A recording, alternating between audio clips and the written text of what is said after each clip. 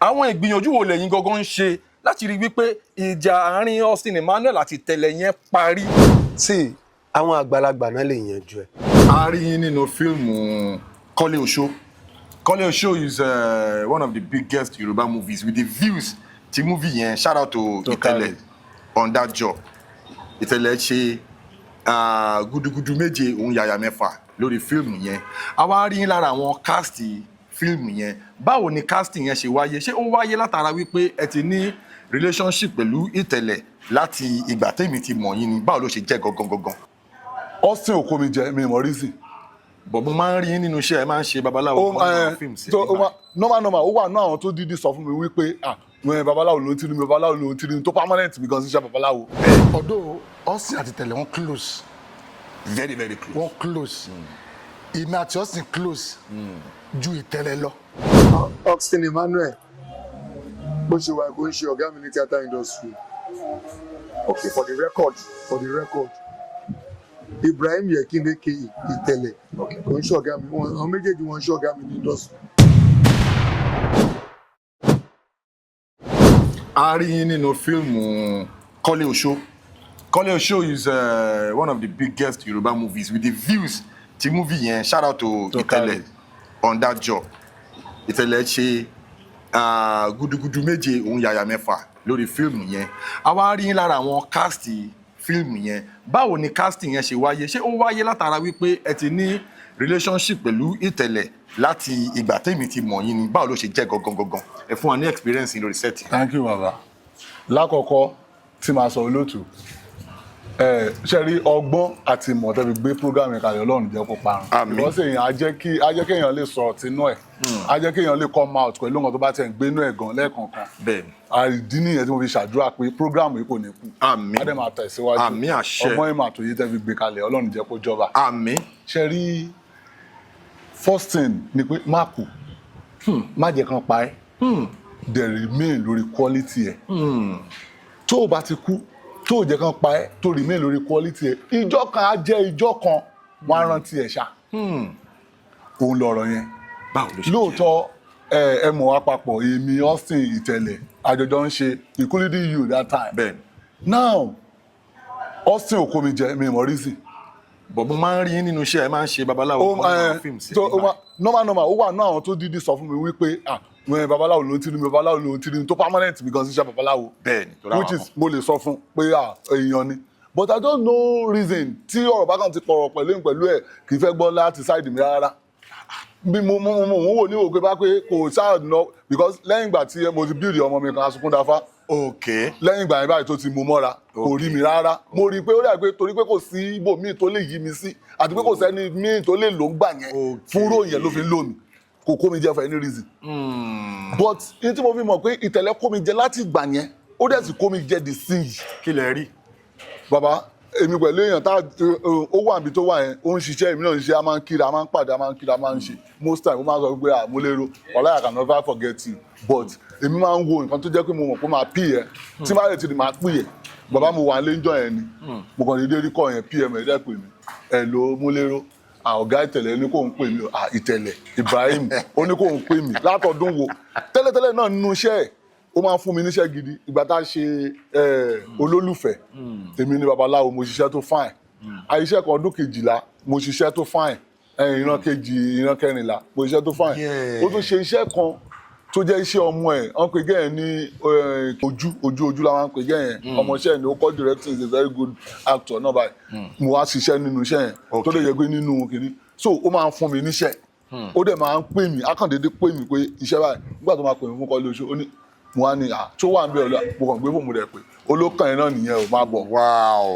olókàn ẹ̀ bàbá wọ́n ní ó ń pè mí Friday ní kí n dé ní Sunday ní 5 mo débẹ̀ ní 3 mo jókòó de iṣẹ́ ni sẹ́ẹ̀dì tó kàn máa dórí sẹ́ẹ̀tì yẹn báyìí tó fẹ́ everybody lines tó fẹ́ mi everybody lines Ìtẹ̀lẹ̀ kan sọ fún mi ní Bayo I trust you you can do it that's the only thing bàbá chemo òun ni mo ṣe sọ nígbà tá a fẹ́ bẹ̀rẹ̀ ọ̀rọ̀ yìí pé má kú má jẹ́ kan pa ẹ́ dúró lórí quality ẹ̀ torí ìjọ kan ajẹ́jọ́ kan wọ́n á béèrè ẹ̀ pẹ̀lú quality tó ní tó o bá ti lose guard o lè tibẹ̀ jẹ́ lọ mo dẹ̀ ṣiṣẹ́ yẹn gẹ́gẹ́ bó ṣe trust mi tó dẹ̀ fún mi láyè láti ṣe ohun tí mo fẹ́ mo dẹ̀ rí i pé Ọlọ́run dẹ̀ fà mí síṣẹ́ yẹn mo gbàdúrà bàbá bí mo ṣe ń gbàdúrà fún programme tí mo gbàdúrà fún TV Ọlọ́run kò gbé débi ńlá Àmín. ìtẹ̀lẹ̀ náà bóyá ga Ọlọ́run jẹ́ kó wáyé Àmín. Ọlọ́run àtúbọ̀ jẹ́ kó máa ga mi ì sọ pé anybody wálẹ̀ o gbogbo ara máa ga o ṣe get but nígbà tó rí mi ní quality mi ó dẹ̀ gbé mi síbi tó mọ̀ pé mo ti wà ó dẹ̀ fún mi láyè mo dẹ̀ release bí mo ṣe fẹ́ Ọlọ́run dẹ̀ ṣe àmì sí láti ìgbà yẹn sìn upcoming babaláwo tí ẹ̀gbọ́n mi pè mí this bọ̀dá mi Ògbólúkẹ́ ó bá mi ṣe pé gbẹ́dẹ́sán wèrè èmi ló rọ́bọ̀ fún upcoming babaláwo everybody dẹ̀ gbà á ṣẹ́rí bó ṣe rí nìyẹn òun yẹn sọ nǹkan tó bá ti mọ̀ má jẹ́ kó jábọ́ má jẹ́ kán pa ẹ́ jẹ́ kó ṣì wà bó o ṣe mọ̀ any day anytime Ọlọ́run tó dá wa yìí ó lákòókò àtìgbà tó fi oníkálukú sí tó dẹ̀ yẹ pé tí ojú ẹ̀ bá máa mọ́ tílẹ̀ ẹ̀ bá máa mọ́ ń jọ ẹ̀ báyìí wàá máa wò pé ṣé èmi náà lọ́lọ́run ṣe yìí fún ṣẹ́gẹ̀t so òun ni èmi pẹ̀lú ẹ̀ wà ní good rapport tó yẹ pé ó máa ń pè mí máa ń pè ìgbà tó ṣe abániṣẹ́tẹ̀ mo gbé bẹ̀rí fún mo dídì lọ mí sínú fíìmù yẹn mo dídì lọ mo lọ bá ṣe promo fún pé báyìí ẹni bá ti ṣe fún yàn lèèyàn máa ń ṣe fún bẹ́ẹ̀ni ìtẹ̀lẹ̀ dá Òṣùpá Saheed lẹ́ni tí ò bá ti súnmọ́ yàn kò lè mọ̀ ibi tí mo súnmọ́ àti ìyà tó kọ sí mi no ó tún ti gbèjà mi bí kan rí bàbá níbo nìyẹn máa forúkọ bọ àwọn èèyàn láṣìírí kó dà pé èèyàn ń rú ọ̀rọ̀ ẹ̀yìn ok tẹ bá permit mi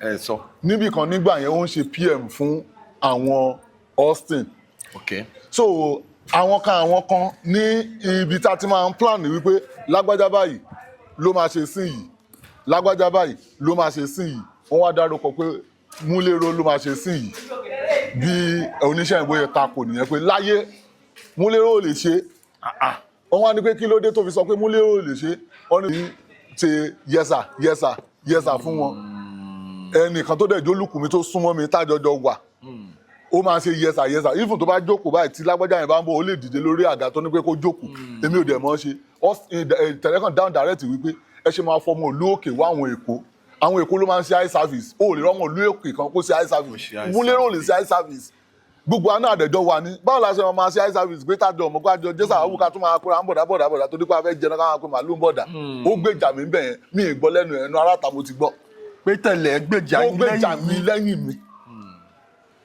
láàrin wọn gbà yẹn so bàbá ó ní o bí ẹmọ ọ̀nà tẹ́ ń tọ́ yìí ẹwùjọ́ tí Tony Montana ti ń bọ̀ tẹ̀dẹ̀ maintain ẹ̀ bẹ́ẹ̀ni mo ṣáà mọ̀ bẹ́ẹ̀ ṣe bẹ̀rẹ̀ mo bẹ́ẹ̀ ṣe ń ṣe bẹ́ẹ̀ ń ṣe tẹ́bi débi tẹ́dẹ̀ yìí a ti mọ̀ bẹ́ẹ̀ Ọlọ́run níjẹ́ ká mọ̀ pín àmín níbi tẹ́dẹ̀ ń bá lọ yìí lágbára Ọlọ́run aṣọ iléeṣẹ́ yìí aṣọ di ńlá àmín ẹ̀ túbọ̀ máa ga sí àmín bẹ́ẹ̀ ṣe ń jẹ́ káwọn èèyàn kó sọ báyìí díẹ̀ tẹ̀dẹ̀ ń gbé èèyàn síta láti lè jẹ́ àìmọye àwọn náà tó ti ní opportunity Ọlọ́run ṣe wá náà lọ opportunity àmín láti ìgbà tí mo ti sọ fún mi pé mo ti ṣe Àmọ̀tẹ́kùn yìí sìn iṣẹ́ tí mo ń try láti ṣe ń gbà yẹn something like Àmọ̀tẹ́kùn yẹn ni ok mo pe iṣẹ́ yẹn ní Ọlọ́run wà because látara nǹkan tí mo rí ó jẹ́ kí n mọ̀ pé Ọlọ́run wà bẹ́ẹ̀ni nígbà tí mo ti wà nílé láti bí for a long tí mi ṣiṣẹ́ tí mi ṣe nǹkan tí tẹ̀lẹ̀ tún wá kàn déédéé pè mí tí mo tún ṣiṣẹ́ yẹn tọ́lọ́run tún sàmì sí iṣẹ́ yẹn níwọ̀nba ó mú mi pé Ọlọ́run wà. àwọn ìgbìyànjú wo lẹ́yìn gangan ń ṣe láti rí wípé ìjà àárín Austin Emmanuel àti tẹ̀lẹ̀ yẹn parí torí èmi ò like àbòsí Islam gan ọ̀dẹ̀ fábòsí because there is no point when we call ourselves friends and àwọn nǹkan kan ń ṣẹlẹ̀ Allah kí lẹ̀ ń ṣe sí láti fi di pé nǹkan tó wà nílẹ̀ yẹn tán because come on. mọ̀ bóyá o ṣe rántí age mi. mo mọ̀ pé o ti darúgbó. mo sì kéré mo fẹ́ sọ àgbègbè bí ọ. o ti nínú funfun bí. ọṣẹ dúdú ni kẹ́lẹ́ bá mọ̀ mí lóní fíìmù. sí àwọn àgbàlagbà náà lè yanjú ẹ. truly mi àti Austin close gan. Okay. Austin lè ṣe mí but kó tó ṣe mí máa pẹ́ gan. ọ̀rọ̀ tó sọ yìí ṣó mọ̀ pé ó jẹ́ kí n rántí nǹkan kan tó ṣẹlẹ̀ recently bàtà ya fíìmù kan ó dà pé wọ́n náà wà ní fíìmù yẹn tí mo ṣe fíìmù kan mo wá cast Austin náà ó wà ní fíìmù yẹn Sisi Keffi bàtà wá ṣe fíìmù yẹn tán tó wọ́n káwọn online tá máa ń gbé lọ online YouTube tá máa ń gbé àwọn fíìmù ọ̀n jẹ́ kó yé mi because normal tó bá fẹ́ ṣe fíìmù as a professional wá ṣe feasibility studies ibi tó ń gbé lọ because at the end of the day you are making the film to láti fi pawó now wọ́n jẹ́ kó yé wa pé má lo Austin sínú fíìmù yẹn o nígbà o má lo Austin sínú fíìmù yẹn o nígbà do you know I went ahead to actually cast Austin in that film. Then mo double díẹ̀ gbogbo àwọn people yẹn ni mo dẹ̀ ṣe torí nǹkan tí òun náà ti ṣe fún people like as in someone like me too láti contribute to the career mi. You get mo ṣe ń gbà yẹn out of loyalty. You understand? So now, big game yẹn ṣe wá ń lọ sí adúpẹ́ bí tí ọ̀rọ̀ yẹn ti dé báyìí gbogbo ẹ ti ní ìyanjú. Alhamdulillah. But ní àwọn time yẹn, àwọn kan dúró ti Austin like come rain come shine. Even lára àwọn tó dúró ti Austin, wípé gbogbo bí blacklisting yẹn ṣe lọ, àwa producers kan tá bá fẹ́ ya film, a máa pe Austin. Ara wọn náà ni Ọlá Samuel wà, one of our ladies in the industry. Girlfriend mi lọ́nà. Kò kí n ṣe girlfriend yẹn. Bọ̀bọ̀ èmi mo mọ inú mi máa wọ̀rí ó mọ tó wà máa dùn mí sí. Èmi náà mú ẹ dáadáa. Ok jà kó lọ. Ọlá Samuel kì í ṣe girlfriend yẹn.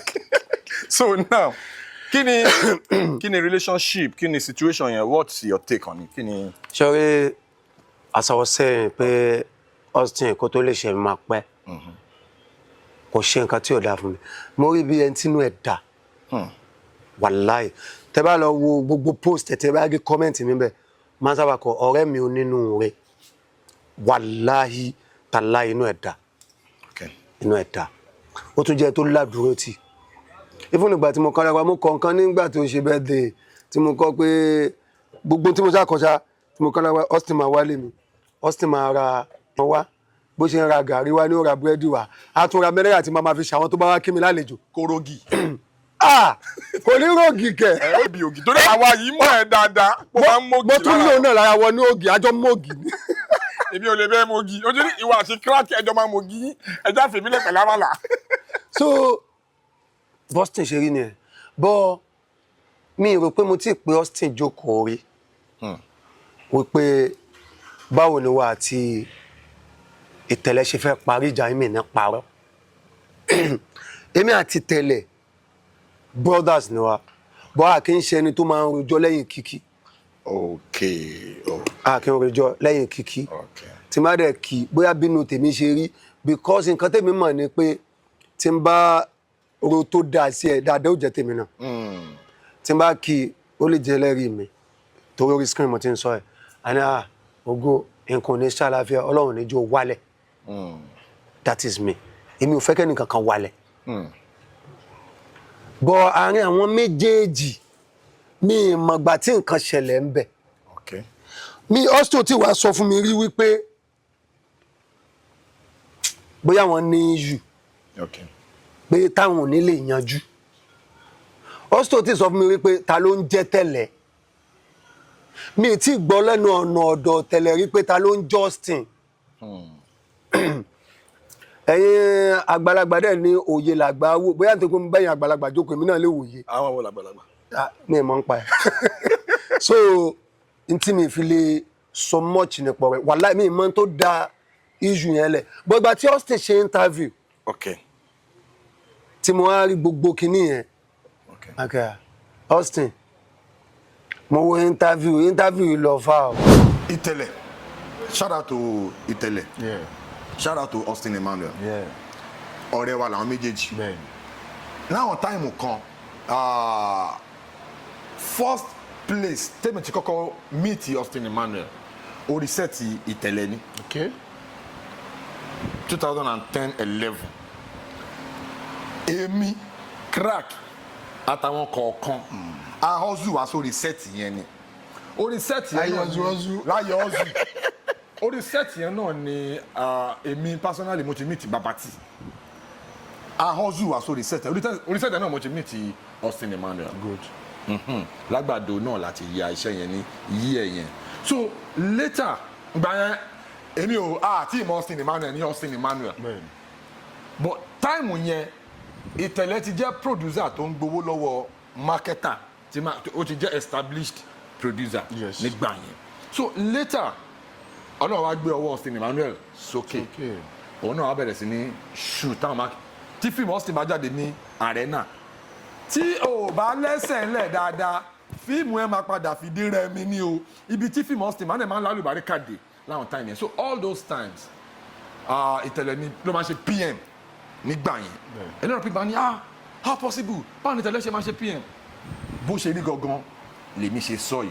So now judging from that perspective ní story tí mo rọra sọ níwọ̀nba tí mo sọ yìí, kí ni experience yín nígbà yẹn, kí ni relationship yín now àwọn ará lè fẹ́ mọ̀.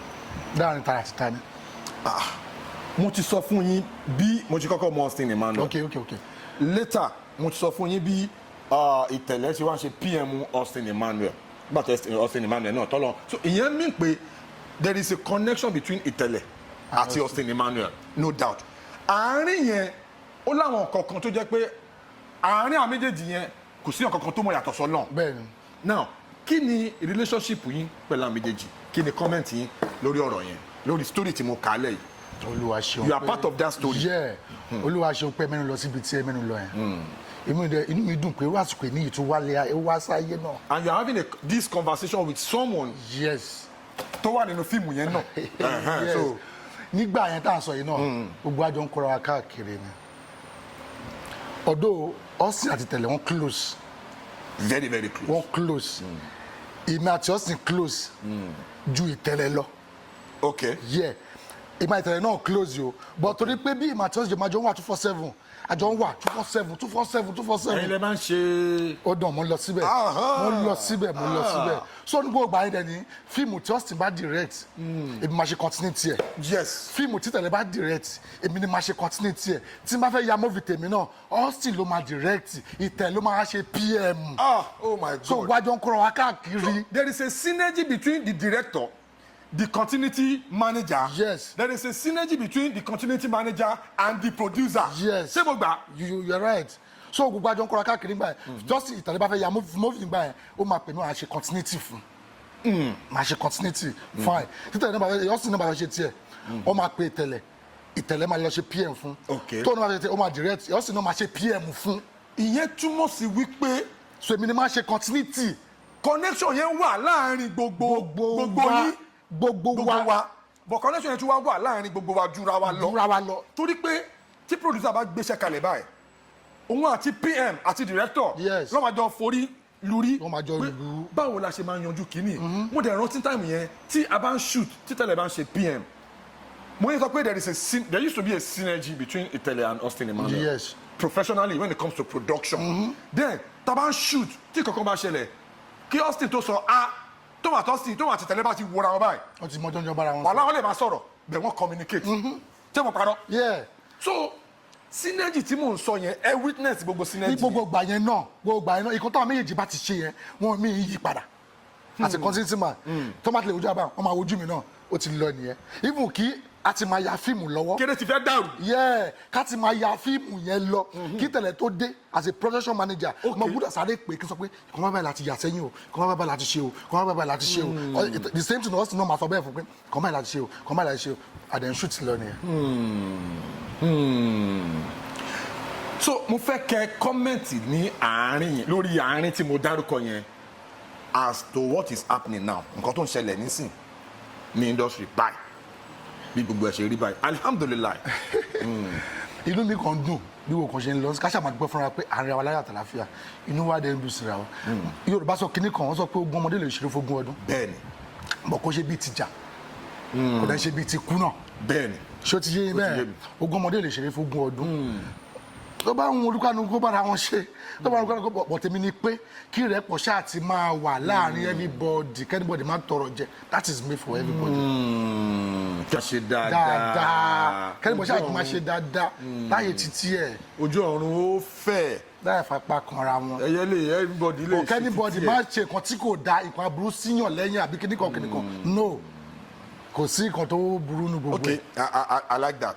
ṣe ti rí lórí ètò yìí wọ́n máa ń sọ dáadáa fáwọn èèyàn pé the difference tó wà láàrin unscripted pẹ̀lú àwọn ètò tó kù ni pé we have conversations real conversations tí kò kí n ṣe èyí tá a ṣẹ̀ṣẹ̀ máa pọ́n léwé tá a ṣẹ̀ṣẹ̀ máa dàbí pé à ń parọ́ we say it exactly the way it is. So now ní táìmù tí à ń sọ yìí Austin Emmanuel because mo rántí dáadáa Austin Emmanuel is not just a filmmaker máa ń sọ fáwọn èèyàn Austin Emmanuel is a filmmaker with influence ó ní influence on the game ẹni tí Austin lágídí mo ti ṣe fídíò dáadáa mo ti sọ kò síbẹ̀ lẹ́dàá ìwà nbí ó dẹ̀ máa rí fídíò yìí Austin lágídí ó lágídí in the sense pé tí Austin bá ní script tí mo kọ yìí ẹni báyìí ló máa ṣe character yìí kó jẹ́ pé ẹ̀yin lẹ́fẹ̀ẹ́ executive producer tẹ́fẹ́ gbówó lẹ̀ bóyá marketer tó fẹ́ gbówó lẹ̀ tọ́sí bá ẹni yìí ló máa ṣe character yìí kẹlarí mọ́lẹ̀ ẹ̀yin lẹ́ lówó tẹ́fẹ́ fi bankroll ṣe ẹni ẹ ló máa ṣe ẹni ẹ ló máa ṣe. ẹni ẹ ló máa ṣe. That is Austin is always on the lookout for his friends ó máa ń fẹ́ jẹ́ kí àwọn tó wà around ẹ̀ kan ṣe dáadáa. nǹkan tí mo rí láàrin yẹn nígbà yẹn ni pé kò fẹ́ kó jẹ́ pé òun nìkan ṣoṣo.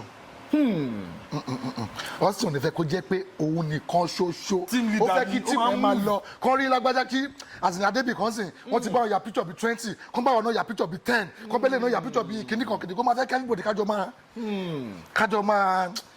bẹ́ẹ̀ mi ṣe kájọ máa grow ó ti yé even ìgbà kan tó máa pè fúnṣẹ́ ó máa bèrè pé ta ló fẹ́ ṣe ọ̀rẹ́ òun wọn lágbájá ní jacuzzi ẹ̀yẹ kí jacuzzi wá ṣe iṣẹ́ ìta ó ti ṣe dáadáa fún mi ani ta ló fẹ́ ṣe ọ̀rẹ́ anìkéré ìrọ̀ jacuzzi lè ṣe èmi àti jacuzzi ní chemistry ó máa easy gan láti. ó ní ẹ jẹ́ kí jacuzzi wá ṣe ó yẹ ṣé ọ̀rọ̀ owó àbí mo máa bá a sọ̀rọ̀ yìí tẹ bá ní ẹ bá wọrí máa bá a sọ̀rọ̀ mẹ́wàá ó lè jẹ́ pé ẹgbẹ́ ni mo jókòó sí gbogbo àtọ́fí sọ̀rọ̀ ẹ o oh my god. ó lè jẹ́ pé ẹgbẹ́ ni mo máa jókòó sí because àjọ wà 247 ló jẹ́ ẹgbẹ́ ni mo máa jókòó sí tó máa fi máa sọ̀rọ̀ tí ó ń sọ ẹ so kò wá bó ṣe wà kò sí nǹkan tó lè ṣe fún tí máa fi bínú up to date.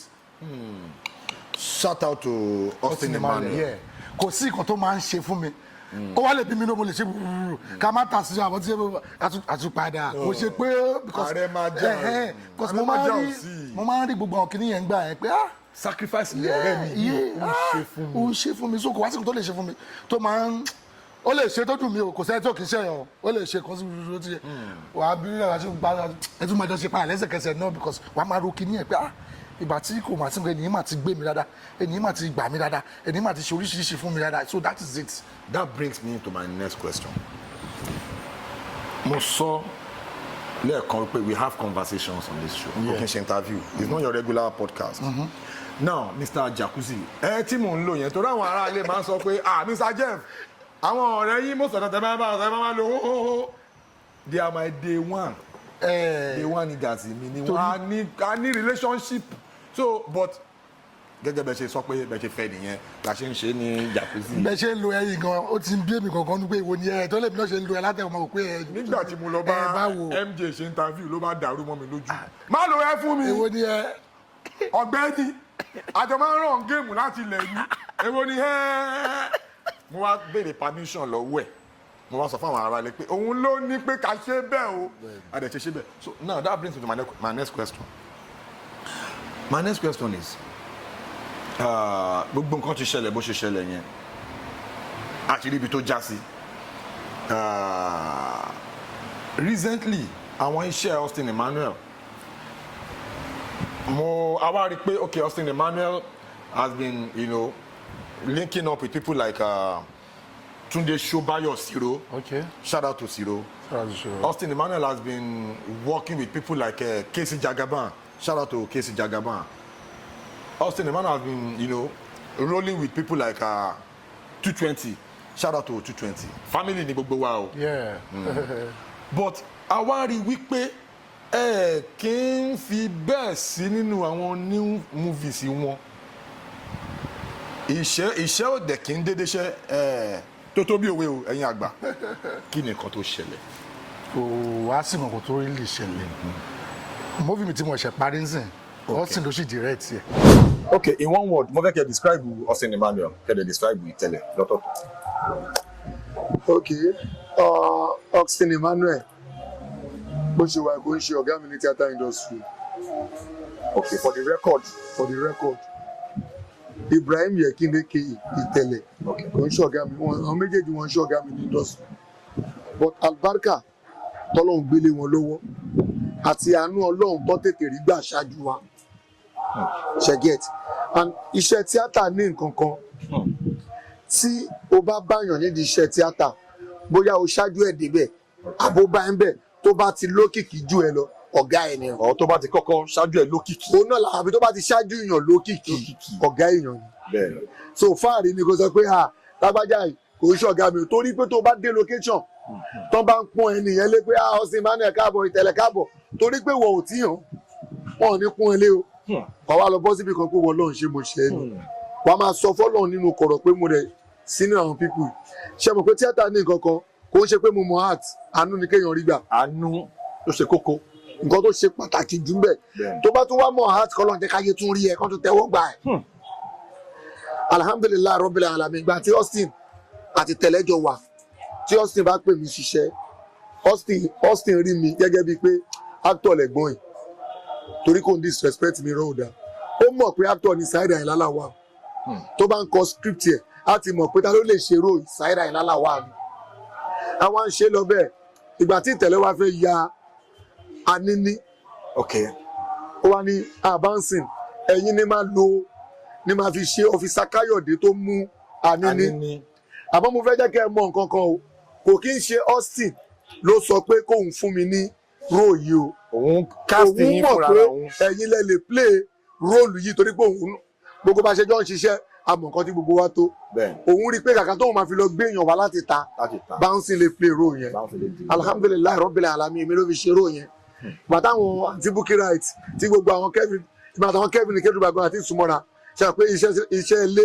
la ṣe ń ṣe ó dẹ̀ fi mí ṣe role Ọfísà Káyọ̀dé yẹn èmi ni mo mú àti Bukky Wright torí àti Bukky ló ṣe ìyàwó ẹ̀ nínú Anini èmi lọ Ọfísà Káyọ̀dé tó mú àwọn méjèèjì gẹ́gẹ́ bí story yẹn ṣe sọ fún wa pé gbàtà Anini wà láyé pé Ọfísà Káyọ̀dé kan ló mú ṣe mọ̀ pé role kan ló gbélé mi lórí yẹn very big role yẹn láyé fi kọ́kọ́ recognize pé bọ̀bọ̀ kan wà òun ṣe fíìmù Saheed Àyìnlá Lawal ṣe tí mo sọ yẹn but torí ìfẹ́ àti pé Austin ló ń produce jù nígbà yẹn tí gbogbo wa ṣe believe pé tá a bá lọ sọ́dọ̀ tẹ̀lẹ̀ ẹ má ṣì mí gbọ́ o tá a bá lọ sọ́dọ̀ tẹ̀lẹ̀ but gbogbo wa rí tẹ̀lẹ̀ pé òye yé gan ṣe àgbé Yorùbá ni ohun tí mo sọ yẹn òye wọ́n ní ọmọ Yorùbá ìtẹ̀lẹ̀ ní ká dọ̀bálẹ̀ farara kò ní kéèyàn má ga gbogbo time tó ń ṣe PM pẹ̀lú Austin yẹn ìtẹríba ló fi wọlé sí gbogbo àwọn àgbà òṣèré tán lórúkọ lára ọmọ yìí ó lápọ̀nlé yàn ọmọ yìí ó lápọ̀nlé yàn so gbogbo ìgbà yẹn wọ́n máa rí Austin bí ẹni pé ìgbéraga ó pọ̀ kò dẹ̀ sí tó bí kọjá pé iṣẹ́ tíátà wa tá à ń ṣe tó bá ti wo ọwọ́ èèyàn kó tó jẹ́yàn tó ń produce time to time wàá believe lórí ara ẹ pé tẹ́ ẹ bá pè mí producer ni mí náà kò dẹ̀ ń ṣe Austin dẹ̀ máa jẹ́ ká mọ̀ pé kò kí ń ṣe fíìmù èèyàn kankan lòun fi blow fíìmù ọwọ́ òun tóun kọ pẹ̀lú Austin Emmanuel lòun fi jẹ́yàn láyé ṣe mọ̀ pé ìran tó kéèyàn fẹ́ wọ́ òun ò hold anybody ní anything òun ò hold anybody because bí òtọ́ tàbá dẹ̀ wò ń gbà yẹn kọ́lọ́wọ́n lọ́jọ́ ẹni kó tún bá wa gbà fún ju bó ṣe ń gbà fún lọ́sìn tí fíìmù Austin bá jáde ń gbà yẹn mi ì fẹ́ mọ fíìmù tó bá jáde ó máa forí sọ́pọ̀n ni wọn lè bá wọn mọ nígbà yẹn wọn ń bá ó dúdú bàrẹ́tà lọ Ọlọ́run wọn máa ń pẹ́ bẹ́ẹ̀ lẹ́ẹ̀ni wọn ń gbàbẹ̀ rárá ẹ ti get so nígbà yẹn Ọlọ́run fa àlùbáríkà yẹn sínú iṣẹ́ but nígbà míì tọ́lọ́n bá fa àlùbáríkà sínú iṣẹ́ yẹn kéèyàn tẹ̀lé ayé ìjẹ́jẹ́ wọn làwọn ọ̀rọ̀ kan tó ṣẹlẹ̀ kò sí ohun tó léwu tó lè dé bá Austin orú àwàyé àlefẹnu bàjẹ́ kan láéláé àìsúnmọ́ ni láìmọ̀ṣe ẹni ẹlòmíì tí ó bá súnmọ́ Austin á ló ní ìgbéraga gan alòpọ̀ tó bá súnmọ́ ń gbà míì wọn dẹ̀ lẹni tó sọ pé ó ní ìgbéraga ikú aláì kò ní bọ̀tọ́lá pé àìsúnmọ́ kò ní jẹ́ ká mọ̀ wọ́n jẹ́ kí n sọ lórí the high gun ṣẹ́rí ìtẹ̀lẹ́jẹ̀dá kan ó jẹ́ pé ó ní ìtẹ́lọ́rùn láwọn aspect kan nígbà tó lọ́hùn ṣàánú Austin Emmanuel gan ṣé mọ̀ èèyàn lè ṣe ká má jà Austin ó lè ti ṣe àìmọye nǹkan fún tó ti dùn wọn bọ̀ torí pé òun náà believe fún gbà yẹn wípé tóun bá jáde tó tóun bá misbehave ó ṣe ṣe kó affect kárí àwọn gbà yẹn torí pé everybody mọ̀ pé iná Austin tàn so Austin náà believe pé lẹ́yìn kẹ́ jẹ́nu àlùbáríkà mi tí lè jẹ́nu àlùbáríkà tí gbogbo wa dẹ́gbà bẹ́ẹ̀. bẹ́ẹ̀ni. so but ẹni tó mọ̀ pé òun wùwà gbéraga ńjọ́ yẹn mọ̀ but ẹni tó wùwà gbéraga yẹn nígbà tá a máa padà gbọ́ torí ẹ̀ nígbà mi àwa tá à ń ṣe fíìmù àfi ká fi òye kún gbogbo tá a bá ń ṣe. nínú òye tó wà ń bẹ̀ ni pé ó ní kí là ń bára wa fà tá a fẹ́ mú aṣọ ara wa lọlé ológun. agbájá ìmú aṣọ òun lọ sí pé kóun má jẹ èèyàn mọ́ láyé tàbá wà wò ó jọ gàtè kò jọ gàtè ó ń fẹsẹ̀ méjèèjì so nínú ọ̀rọ̀ yẹn náà gbogbo táìmù yẹn àlùbáríkà yẹn ti wálẹ̀ pé kí làwọn bára àwọn fà tó fi ní pé tá à máṣọ lọ́ọ̀dí ògùn tá à ń faṣọ ṣe kinní kan láyé mi nígbà tíyà tó bí mi lọ́ba bá mi sọ mi nígbà àwa jẹ́ kó yé wọn gbà yẹn pé kò sí bó ṣe òun kó jẹ́ ẹni tọ́lọ́hun ò bá pa ẹ̀dá kan ò lè pa tó bá ṣe pé bẹ́ẹ̀ náà ló bá rí kò sí tí ó láforíjì nù tí ó bá àwọn òde tó lè sọ pé ó rí bẹ́ẹ̀ torí pé kò sẹ́ni tó evidence mùsùlùmí gbàwẹ̀ ó lóun ò dá tọ́mì tàlàfẹ́ pé kò ṣẹlẹ́rìí ọ̀nà fún abẹ́mọ̀ ni mùsùlùmí lòun gbàwẹ̀ ó wá lóun ò dá ìtọ́mì tàlàfẹ́ pé kò ṣẹlẹ́rìí àfọlọ́hun tẹ́ bá ló mú lọ tí ò bá mú lọ ńkọ́ tábà wá sọ pé kò mú lọ tó bá mú lọ ńkọ́ àárín yẹn Ọlọ́run nìkan lórí ohun tó bí tí ọ̀rọ̀ yẹn fi dìda yìí nìyẹn pé mi ní foríjì lágbájá náà wá wò pé ibi mo bá dé yìí àgùntàn ò jẹ lábẹ́ Gẹ̀ẹ́sì o iṣẹ́ ọwọ́ mi tó mi jẹ o.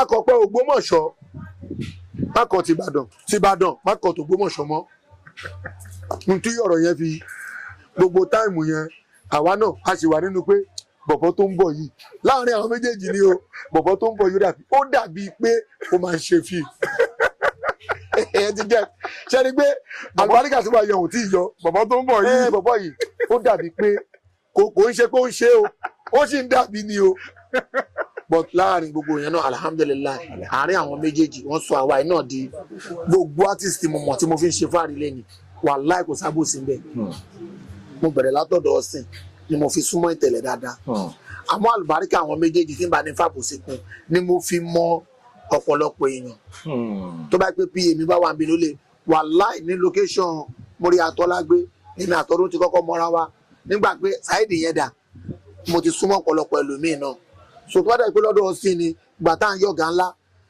ọ̀sìn fi mí ṣe igbákejì Paso ìgbà tá à ń ya Àsonto ó fi mí ṣe ọmọlẹ́yìn Òṣùpá ṣe fẹ́ ní kò gbìyànjú tó ni kò dẹ̀ sí sítórì tó máa kọ tó ń rò ní gbélé mi lórí kò sí sítórì tí tẹ́lẹ̀ máa kọ ṣe wá rí i pé ó tó kí n fi ọgbọ́n sí i so èmi kàn bẹ Ọlọ́run oore tọ́lọ́run ti ṣe fáwọn méjèèjì àti tó tún ṣe fún wọn lọ́wọ́lọ́wọ́ yìí Ọlọ́run ò ní gbẹ̀mí wọn lójijì. àmín àṣẹ àmín àṣẹ. gbogbo ohun tó tara wọn jáde lọ́mọ wọn ò ní fọwọ́ ara wọn sí wọn. àmín àmọ́ kọjọ bẹ́ẹ̀ ni ṣe rí lẹ́ẹ̀kan sí ọ̀la tún lè má rí bẹ́ẹ̀ wọ́n ṣe pẹ̀lẹ́ torí ẹni táyé bá ń yẹ ó ṣọ́ra ẹni tí kókó ẹ bá yè ló mọ̀ lọ. ẹni tí kókó ẹ bá yè ló mọ̀ lọ. kì í ṣe pé ohun tó mi bá mọ́ ló kì í ṣe pé bóyá òun ló mọ̀ gbìn.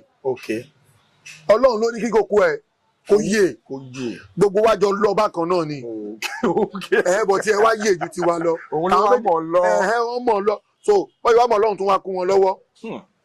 àti modern tàbá pàdé wọ́n pàdé ọkùnrin ni ọkùnrin tó ṣe sàn tó gáláǹtì ni. ó gáláǹtì ó pọ̀. Ọlọ́run. Saheed Èṣù ọ̀rọ̀ Aisha Raji pẹ̀lú Austin Emmanuel ọ̀rọ̀ yẹn dá họ́wùhọ́wù gan mo dẹ̀ mọ̀ pé ẹ̀yin dàbí ilẹ̀kùn tó rínú ó tún ròde láàrin ọ̀rọ̀ méjèèjì yẹn kí lẹ rí sí. mi ní sọ kankan lórí ẹ lórí tí mi ò lè sọ kankan lórí ẹ ni pé ilé téèyàn bá ti fọwọ́ ẹ̀ kó yàn gbọ́dọ̀ bẹ́ẹ̀ lọ́hùn kó wó láéláé ẹni tó ṣe tó dùn ẹ lẹ́nu ó lè ṣe tó máa dùn ẹ lọ́la mo sọ̀rọ̀ kan fún yàn kan lánàá mo kàn fi gbé làákàyè wò mo ní ọmọbìnrin kan wà bàbá ẹ̀ ní abọ́ rẹ̀ ìlú yẹn bí bàbá ẹ̀ ṣe wá jẹ́ abọ́ rẹ̀ ìlú wọ́n wá mú ẹran èèwọ̀ tí wọ́n fẹ́ fi tòlú ọkùnrin tí wọ́n wá mú yẹn aṣọ ọmọbìnrin yẹn nífẹ̀ẹ́ ọmọkùnrin yẹn nígbà tó di òru ọ̀la wọ́n máa fi ọmọkùnrin yẹn ṣẹ́ràn ètùtù ọ̀la ọlọ́la ìgbà tó di òru ọmọ ẹ̀yàn kan ṣoṣo tábọ̀ rẹ̀ lú yẹn dẹ̀ bí nìyẹn ọmọ yẹn wá jí kẹ́lẹ́kẹ́lẹ́ kó lẹ́gbẹ̀ẹ́ bàbá ẹ̀ lóru ó wá lọ tú ẹran ìwọlẹ̀ ìgbà tó wá dé àárọ̀ ọjọ́ kejì bọ́dà ṣe tú ẹran ìwọ̀ yẹn odidi ìlú yẹn máa tú ni gbogbo olú bá ń pariwo wọ́n ti tẹ́ran ìwọ̀ o ayé àwọn bàjẹ́ o ta ló dọ́rú eléyìí wò wọ́n bá tẹ gbogbo òlú nú wọ́n tẹ gbogbo ọ̀nì tó bá di ijọ́ méje onítọ̀hún náà máa fi ṣẹran ètùtù ìlú yẹn nígbà tó di ijọ́ kìíní ijọ́ kejì ijọ́ kẹta ọmọ yẹn ò jẹ́ nígbà tó di òkú ọ̀la tíjọ́ keje máa pé bàbá láyé ayé òun bàjẹ́ bàbá ò lámùmọ́ra mọ́ bàbá lọ sọ fún kábíyèsí pé ọmọ kan ṣoṣo tóun ní láyé lóbìnrin òun ló tù wọ́n bá pe gbogbo ìlú jọ nínú kan bẹ́ẹ̀ ọkọ fọmọ iṣẹ́ ran ètùtù ìlú àbí kí ìwà àtọmọ ẹ kí ó di gbére ẹ̀fìlúlẹ̀ ṣé wọn kó ti tú arákùnrin ti bí yẹn lọ ibi tó máa tú arákùnrin ti bí yẹn sí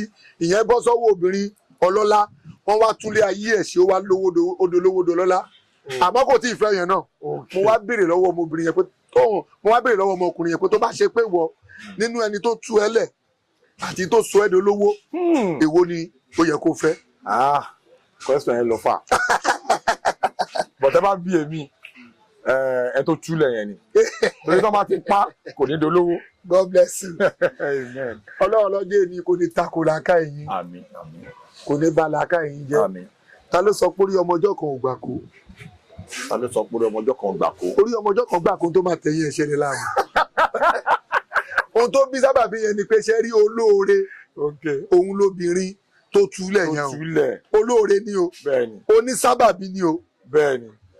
Torí pé tó bá ṣe wípé bá ṣe fẹ́ fi ṣẹ́run èèwọ̀ yẹn tó bá padà dífá fún tí ẹran èèwọ̀ tó bá dífá lé lórí tẹ́ran èèwọ̀ bá sọ pé òun kọ̀ wọ́n máa padà túlẹ̀ ni ẹ máa gbọ́ dáadáa bí ọmọbìnrin yẹn ò túlẹ̀ bá padà sọ pé ó yẹ já bẹ̀rẹ̀ ètùtù tẹ́lẹ̀dẹ̀ ẹni yẹn ò bá gbà á wọ́n padà túlẹ̀ lọ ni ó wá lè máa ṣe rádaràda níbi rádaràda yẹn torí pé orí tó bá máa dádé inú agogo dẹ ló máa ti wá ọrùn tó bá máa lè jìgbà lẹ̀kẹ̀ inú agogo dẹ náà ni ó ti wá ìbàdí tí ó lò mọ́sàdì aṣọ ọba tí kan náà yanranyanran inú agogo dẹ ni ṣe rí bó bá rìn lọ báyìí tó bá rìn lọ báyìí tó bá ṣe rábàrà bẹ́ẹ̀ yẹn bá ya òrì tó bá tásìkò ẹ bá tó àti sàn léèyàn ó máa sàn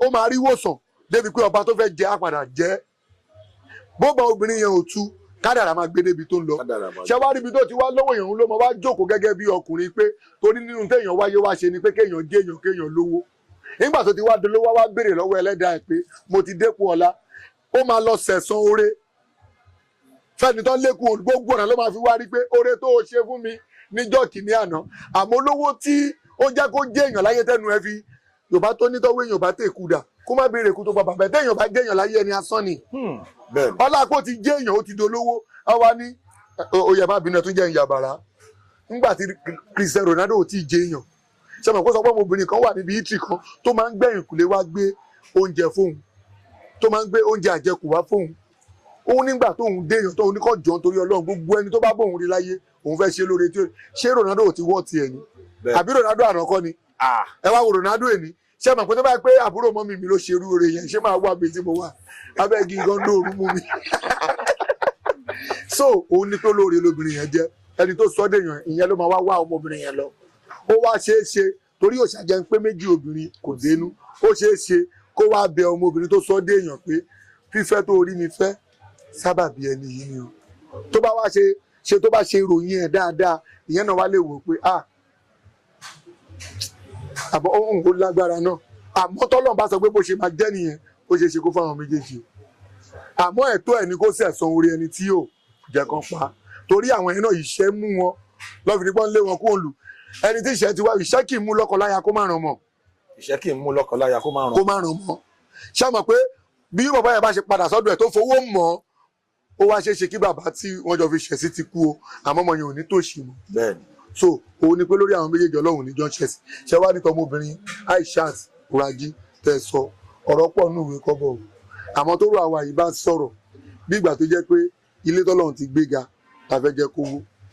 ó máa ní advice tẹ́ fẹ́ fún wa ní àárín agede méjì tàbí yẹn àtọ̀tún àtòsì.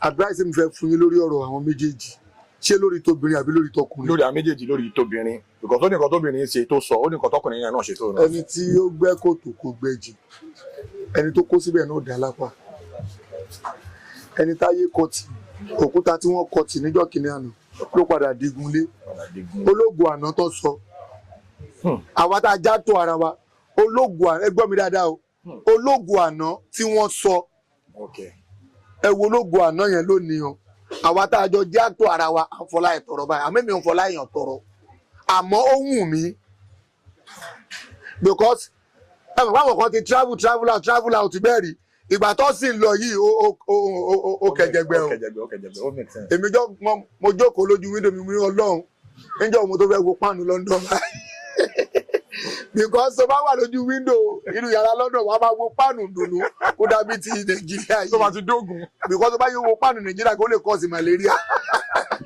but Bansin kí ló dé tó yẹ pé after so many years tẹ́ ti mọ́ra tẹ́ ti jàǹfààní ara yín àwọn fíìmù ìtẹ̀lẹ̀ àwọn fíìmù Austin tán recent ones tó ń ṣe kì í sí mbẹ̀ kí ló fà á. ohun tó bi lélẹ̀ ṣe rí ní ìgbà tí tẹ́lẹ̀ náà ti wá rí i pé a belong sọ́dọ̀ òun níwájú ọlọ́run àtẹ̀yìn òun náà avoid wa pé ẹ tẹ̀lé ẹni tí ohun yìí àmọ́ nǹkan kan tí mo fi dúpẹ́ fọ́lọ́run ni pé tèmi bá ń báyàn ṣe mi kí n dalẹ̀ mo fi ọlọ́run látijọ́ tí mo ti ń bá ọ̀rẹ́ ṣe mi ń dalẹ̀ ọ̀rẹ́ o ọ̀rẹ́ tí mo rí pé látijọ́ tí mo ti ń bọ̀ rẹ́ rí tó jàre mi rí láyé mi tó jàre mi rí wọn làlájí Àwẹ̀dá kábíyèsí ní Kétu Àwẹ̀dá actor òun nìkan lọ̀rẹ́ tó jàre mi èmi máa ń jàre àwọn ọ̀rẹ́ mi látijọ́ tí mo ti ń bá iṣẹ́ mi bọ̀ ni mo sọ ṣẹ́ni bí mo ṣe pọ́nlé tó òun lọ̀rẹ́ tó jàre ẹ̀mí mi rí tó mú ìní mi. kí ni. ẹja fi sábẹ́ ewé kábíyá má bàa ro wa. káfí sábẹ́ ewé kábíyá má bàa ro.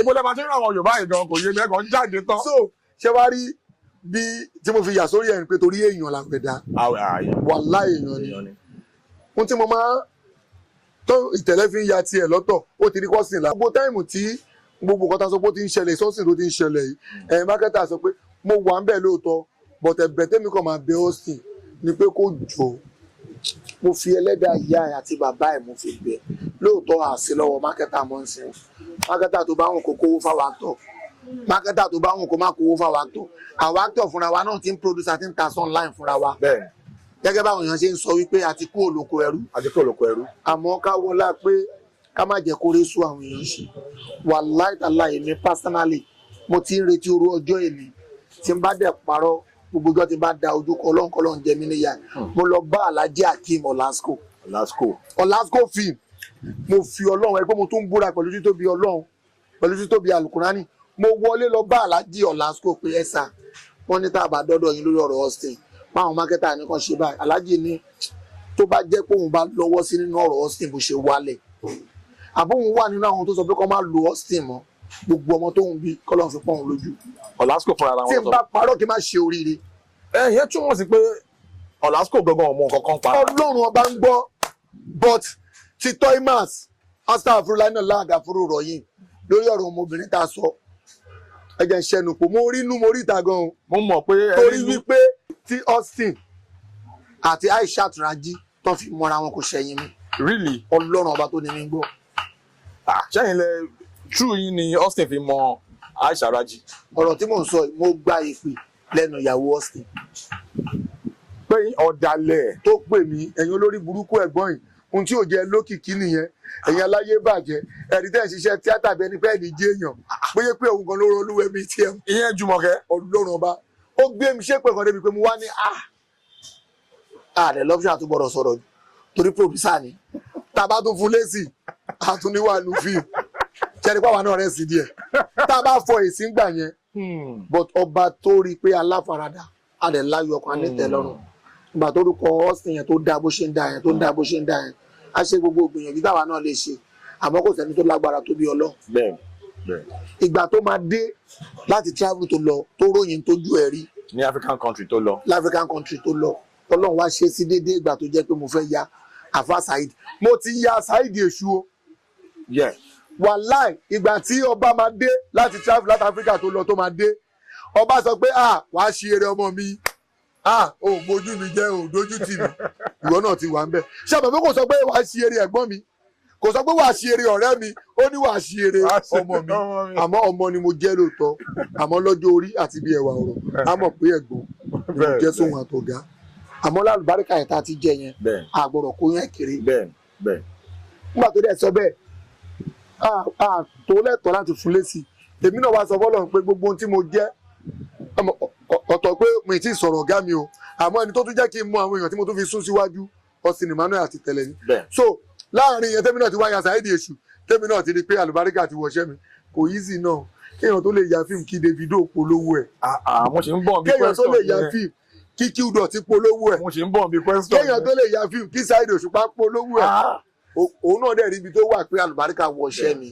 àmọ́ gbà tó débi láìlẹ̀ àti mo dọ̀bálẹ̀ fún ni pé àlùbáríkà ẹ̀kún tèmi ó wá ní o ṣe mo dúpẹ́ pé o ò bójú mi jẹ́ kádìgbò òun ṣe lọ yẹn àwọn ọmọ tóun àwa nìyẹn o àwọn ọmọ tóun filẹ̀ tóun ò rí yìí tó gbéra ìbànújẹ́ lòun máa bá dé Ọlọ́run ti wá kẹ́mi mo wá fẹ́ ya àfa Saheed ó wá jẹ́ project of 11 million. Wow. Bó ṣe dé báyìí tó ti pè mí pé òun bọ́ báyìí mo ti lọ gbà lulẹ̀ bó dẹ̀ ti pé ẹ lọ wo múfì tí mo sọ yìí mi ò ń lo actor kékeré gbogbo àwọn actor mi ti wà lórí ìjókòó mo ṣe gbà tó máa wọlé báyìí táìmì rẹ̀ ni ó lì tó máa wọlé báyìí mo fi dùnú àtayọ̀ mo fi yẹ sí pé ọba ló dé yìí mi ń jábọ́ lójú ẹni pé ṣé àṣìlè pọ́n òun lé báyìí nígbà tá a bá kún ẹ lé àbíbí iṣó lóore ni wá gbogbo àwọn students we have more than 150 students gbogbo wọn ni wọn bẹ́ẹ̀ ni mo tọ́ ń dọ̀bálẹ̀ fún ta pọ́n lé pé ọba àṣẹ gbogbo bá ṣe ń ṣe yẹn àṣẹ inú ń bí àwọn kan wàláì inú ń bí wọn gan o director mi tó fẹ́ direct fíìmù náà lọ́dún náà lọ́nkọ́ lọ́ máa ṣàforíjì fún gbogbo bí tó bá dájú kan wájú ọlọ́run ó ní Saheed kí ni gbogbo pálapàla yìí kí ni eléyìí wàláì fún tó dẹ̀ dánwò yẹn mi nílò mo ní ẹ̀sà tó bá ṣe pé kò tí ì dé sí Nàìjíríà ni lẹ́lẹ̀ sọ bẹ́ẹ̀ ṣẹ́ni tó ti wà lórí ìdúró yìí ó ti dandan tó bá ṣe pé torí ẹni ilẹ̀ ṣe ní bá mi direct fíìmù ẹ fi fíìmù mi lẹ́ o torí pé kí n tó mọ̀ yìí òun ni o wàláì bí mo ti sọ fún director mi yẹn nìyẹn tẹ́ bá ti mọ̀ pé ẹ nílò kò sí dẹ́ lè sọ fún mi bóyá tó bá dijọ́ mi kẹ́ bá mi direct àṣẹ bí mo yẹn sọ̀rọ̀ yẹn bí wọ́n nú wọ́n ti lọ bá mákẹ́tà mi nìyẹn movie house ní láyé kò ń ṣe inú fíìmù òun ibi tá a ṣe rí ọ̀rọ̀ owó project ti fẹ́ tú nìyẹn kò ń ṣe inú fíìmù òun lè máa lo Austin sí kò sẹ́ni tó lè bóun sọ mo ní ó níye tẹ́lẹ̀ fẹ́ kólẹ̀ fún mi o ó níye tẹ́ ṣe fún mi o èmi tí mo fẹ́ jẹ́ producer ó níye tí mo ti kólẹ̀ ẹ̀sà tó bá jẹ́ pé owó tí mo fẹ́ jẹ yín yẹn ẹ fún mi lọ́sẹ̀ méjì ẹ fún mi ní ọ̀sẹ̀ méjì owó tẹ́ ẹ kólẹ̀ yẹn torí mi níbẹ̀ lọ́n kì í ṣe ilé ìbàjẹ́ máa dá owó yẹn padà fún yín toró máa wà ń bẹ̀ ó ní tó bá wà ń bẹ̀ òun ò ní ta mo ní mo tún fọ Ọlọ́run bá búra ọ̀gá ó máa wà ń bẹ̀ lásìkò mi dẹ̀ bínú owó dẹ̀ gbé mọ́tò dẹ̀ lọ Bismillah Rahman ẹ̀jẹ̀ ìṣàdúrà fúnra mi báyìí bẹ̀rẹ̀ production nìyẹn pẹ̀lú ìyọ̀ǹda Ọlọ́run àtàánú Ọlọ́run ó ṣe fọ́ọ̀sì tó yanrantí gbogbo bó ṣe ń ṣe làwọn kan wà lẹ́yìn ṣe àtì lélẹ̀ àbẹ́ẹ̀rí pé ṣe ń ranjú ọ̀fọ́ ìkọ̀ fẹ́ fọwọ́ rẹ̀ bá mo ní kí n fọwọ́ ara mi bà fíìmù mi jẹ́ lórí Austin ẹjẹ́ ìṣẹ̀sọ́ orin yẹn fún so alhamdulillah gbogbo fíìmù tó dẹ̀ ń yà gbà tó ya Ọmọ Agége I was there alhamdulillah ngbà mo dé Ọmọ Agége gbogbo Agége gbogbo under bridge yẹn àtàwọn ọmọ SWAT lọ gbà pé Saheed Ṣùdé tí kábíyèsí náà dẹ̀ rí i pé nínú àwọn ọmọ tó ń tẹ̀ lóhùn àlùbáríkà kan ló jáde ṣe mọ̀ pé gbàmí a máa ń ṣe fáàdì ara wa pé tí lágbájá lórúkọ tó mi. bẹ́ẹ̀ni máa ṣẹlẹ̀. so but ìwọ táyé ò báyìí tìrì máa ròyìn ara ẹ̀ báyé ti rí ẹ jẹ́ ká yé rí ẹ tán. Please subscribe to my YouTube channel and press the notification button.